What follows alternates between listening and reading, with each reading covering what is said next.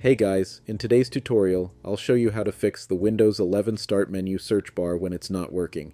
You know that box on the left side. Sometimes no matter what you type, it just doesn't respond.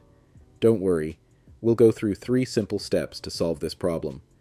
Make sure to follow them in order, and by the end, your search bar should be back to normal. First, let's open the Run dialog.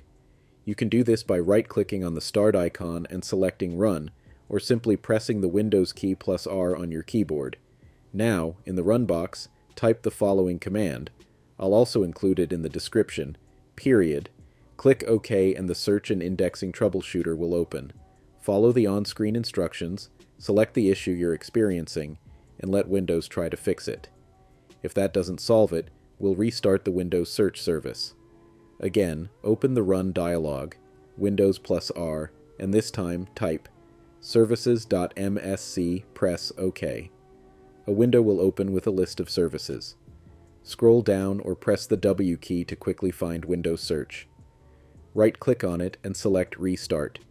This will refresh the search service. Finally, let's rebuild the search index. Open the Run dialog again and type. Click OK to open the control panel.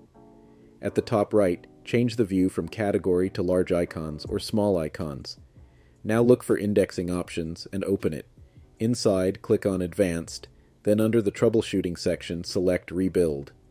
This will rebuild the search index from scratch. It may take some time, and while it's rebuilding, your search results might be incomplete. Once it finishes, restart your computer. And that's it! Your Windows 11 search bar should now be working again. Let me know in the comments if this solved the problem for you. If you found this tutorial helpful, don't forget to like the video and subscribe for more quick fixes.